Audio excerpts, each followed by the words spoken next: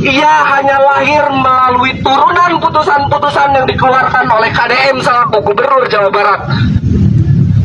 Tujuan kita ke sini kawan-kawan perlu ditekankan kembali bahwa satu, kita ingin menyampaikan aspirasi, dan kedua, kita ingin berdiskusi dengan wali kota dan wakil wali kota Bandung yang kita nilai sampai saat ini tidak ada satupun ide, pemikiran, dan juga inovasi yang paling konkret yang itu dilakukan oleh mereka melalui putusan-putusan kebijakan Kota Bandung.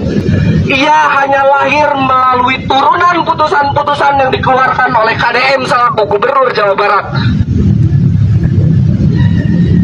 Yang paling terakhir adalah putusan soal jam pelajar malam.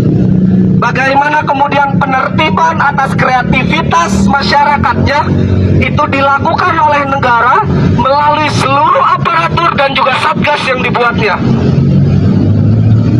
Maka pertanyaannya sederhana, kawan-kawan. Untuk apa pendidikan gratis kalau sudah dewasa, akal seorang anak, daya kreativitas seorang anak itu mampu dibunuh dan didiamkan di rumah saja? Maka untuk apa pula imunisasi gratis kalau sudah dewasa dia terus-menerus direpresif dan bahkan kehilangan nyawa? Di sini kawan-kawan perlu kita tekankan kembali bahwa jumlah kita adalah satu. Sepakat kawan-kawan? Maka seluruh upaya bertemu dan berdiskusi dengan wakil wali kota dan wali kota Bandung itu adalah langkah konkret untuk kemudian merevisi, mengkritisi, dan juga menguraikan program-program yang baik yang mesti dilakukan dalam proses pengembangan sumber daya manusianya. Geus aya deui we ye. Anggota DPR Komisi 10 meminta Kang Deddy Mulyadi atau Bapak Aing untuk mengkaji ulang kebijakan tentang jam malam jeung jam masuk. Solusi mah minta kaji ulang rapat, kaji ulang rapat. Is ibu beungeut mah melas ya cigana duitna berkurang gara-gara kebijakan ti Bapak Aing jarang rapat. Eta masih ujuan urang ngan masalahna lain si ibu ieu hungkul terus aya ting lembaga, ting naon urang kerek ngadengi deh. Amnesty Internasional minta dihentikan, menuntut Bapak Aing atau Kang Deddy Mulyadi menghentikan kebijakan jam malam. Yang dicabut gitu kebijakan eta. Aing teu ngarat di maranehna komplain, protes, kritik. Terus teh menghambat, ingin menghentikan. Tapi solusina eueuh. Coba maraneh geura ieu anu ngakritik atau anu teu setuju ka kebijakan Bapak Aing, nyieun grup gabungkeun. Terus nyieun pernyataan bahwa kami akan siap menanggung akibat dan biaya apapun yang diakibatkan oleh anak-anak nakal tersebut atau anak-anak yang keluar jam malam tersebut. Contoh, jika ada tawuran, kami siap menanggung semua biaya pengobatan yang dilakukan anak-anak tersebut. Jika anak-anak tersebut merusak rumah warga, kami siap menggantinya. Jika ada yang masuk rumah sakit, kami siap biayanya. Jika ada anak mabuk-mabukan, kami siap nanti membiayai rehabilitasnya. Pokoknya kabeh sok mun maraneh sanggup kitu ku aing didukung maraneh sok. Hayang ngahentikeun kebijakan Bapak Aing. Lamun saranggup kade kena teh cosplay jadi CCTV ciga KPAI. KDM ini cepot atau raja begitu. 0 sampai 10 nilainya berapa nih? 100 hari. Tadi kan umumnya yang mengatakan untuk sementara gagal ya. 0 ya? Iya gagal. Yang dibangun baru opini ya? KDM itu gubernur, Pak. Pura-pura lupa ya. Lalu kalian siapa? Warga Jabar? Atau gerombolan Sengkuni? Oke. Jadi Pak Eka Santosa bilang 100 hari kinerja KDM itu gagal. Menarik ya. Soalnya kalau nggak salah ingat, Pak Eka ini dulu pernah ditetapkan tersangka dalam kasus Kaplinggate. Korupsi dana kapling buat anggota DPRD. Bagi-bagi tanah pakai uang rakyat gitu. Kalau nggak salah. Terus sekarang beliau mau ngajarin kita soal gagal dan sukses pemerintahan. Lucu kan? Pak, mohon maaf ya. Jabar ini bukan sedang gagal. Jabar ini lagi dibersihkan. Lagi dibersihin dari gaya-gaya lama. Dari warisan politik lama. yang selalu menghabiskan anggaran buat bagi-bagi kapling, bukan buat rakyat. KDM hari ini turun tangan langsung, ngangkut sampah di sungai, nertibin pila-pila rakus di puncak, nolak studi tur mahal, nolak wisuda yang nyusahin orang tua, menutup tambang-tambang ilegal, memberikan pendidikan karakter di barak militer, dan lain-lain, masih banyak lagi. Tapi entah kenapa, yang paling bising justru orang-orang yang kehilangan panggung.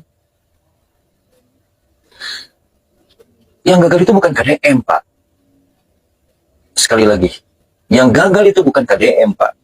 Yang gagal itu adalah mereka yang pernah duduk di kursi kekuasaan, tapi bikin rakyat cuma dapat sisa. Dan sekarang, saya jadi komentator. Pak Eka, jangan khawatir. Kritik Bapak kami dengar.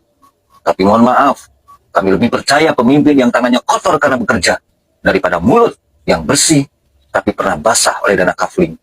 Salam hangat dari rakyat biasa yang tak lagi bisa dibodohi narasi para mantan. Sampurasun.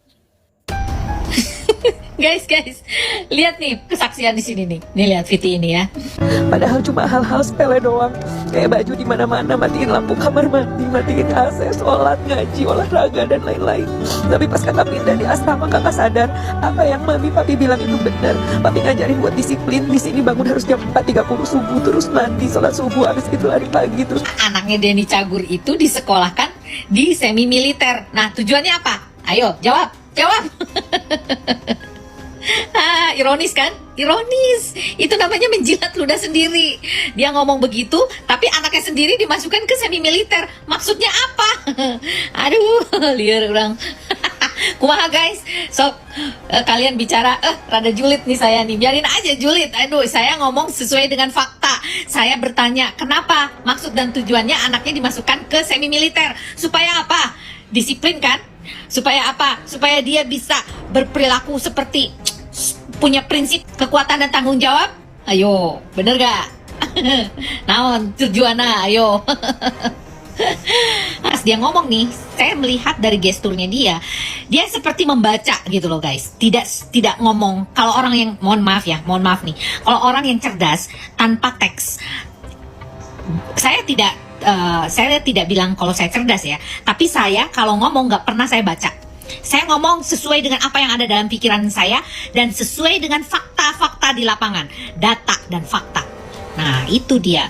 Tapi kalau kemarin itu seperti titipan gitu loh guys. Makanya dia mengingat, dan cara ngomongnya aja kayak gitu-gitulah pokoknya ya. Jadi tidak firm gitu, tidak bulat gitu, bahwa itu adalah bagian dari sesuatu yang keluar dari mulutnya gitu loh, dari otak dan pikirannya gitu loh. Jadi apa ya, kayak terkonsep gitu loh guys. Kalau orang yang bener-bener lantang itu kayak Kang Deddy lah. Kang Deddy itu kalau ngomong tuh tanpa teks, dan dia ngomong tanpa harus ada embel-embel apa gitu, semua udah ada di luar kepala gitu loh. Nah itu baru cerdas namanya ya. Jadi aduh, tolong ya Pak Prabowo, untuk para anggota DPR itu tolong diseleksi lagi lah ya. Jangan yang kayak begini-begini hanya karena dapat punya duit bisa masuk ke sana, terus terkenal bisa masuk ke DPR. Buat apa? Nggak ada solusinya buat rakyat. Yang ada jadi bahan ketawaan rakyat gitu loh. Benar nggak sih guys? Saya aja nih yang mohon maaf nih, saya sudah dilamar oleh berapa partai besar kemarin itu ya. Saya berpikir berapa ribu kali. Karena apa? Bukan masalah duitnya, tapi sesuai nggak dengan apa yang ada dalam diri kita. Mumpuni nggak kita memberikan amanah rakyat ini? Ini amanah loh. Kita sebagai wakilnya mereka loh. Kok tidak bisa diamalkan dengan baik gitu loh? Harusnya disesuaikan dengan apa yang ada dalam pikiran kita dan jiwa kita gitu loh. Sesuai nggak dengan apa hati nurani rakyat itu kita sampaikan? Jangan kayak begini, rakyat terombang-ambing dengan statementmu yang blunder. Oke? Jangan sekali-kali lagi ya. Tuh kasihan tuh statement istrinya, nangis-nangis loh. Aduh lucu. Aduh, saya bicara sebagai netizen, ingat itu. Ya, netizen yang punya ilmu, nah yang bisa berbagi kepada masyarakat luas, dan sebagai penyelurus gitu loh, supaya tidak ada yang bengkok. Oke? Salam Lita Gading. Alam semesta ini the best pokoknya. perubahan ketika jauh dari orang tua. Waktu masih di rumah kakak susah banget buat nurut sama mami, papi. Padahal cuma hal-hal sepele doang. Kayak baju di mana-mana, matiin lampu kamar mandi, matiin AC, sholat, ngaji, olahraga, dan lain-lain. Tapi pas kakak pindah di asrama, kakak sadar apa yang mami papi bilang itu benar. Papi ngajarin buat disiplin. Di sini bangun harus jam 4.30 subuh, terus mandi, sholat subuh, habis itu lari pagi, terus persiapan sarapan, persiapan berangkat sekolah, PBB belajar, pulang PBB lagi, baru deh jam 6-an bisa bebas rutinitas di sini. Padat banget nih. Coba aja papi nggak ngajarin kakak disiplin. Bene guys, uang pajak kita dipakai untuk menggaji komentator. Iya, komentator. Sebanyak 20 jutaan per orang per bulan. Enak banget ya, bener-bener. Ini sejarahnya bisa kayak gini dari mana nih? Coba lo resepin tuh baik-baik kalimat. Jika bukan karena konten, ngapain saya ngotorin diri kayak gini? Ini semua demi konten pencitraan, biar dibilang. Gue balas ya. Kalau bukan karena gue dibayar ya kan, ngapain gue nyerang Kang Deddy? Ngapain gue nyinyir ke Kang Deddy? Ngapain gue ngehujat Kang Deddy? Ngapain gue ngebully Kang Deddy?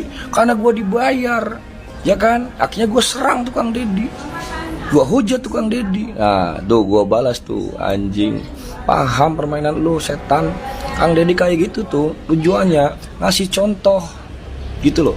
Ini loh, gua pejabat aja masih mau turun, masih mau kotor-kotoran, bermain lumpur, bermain sampah. Masa rakyat diem-diem baik kayak gitu, anjing, tolol, bego.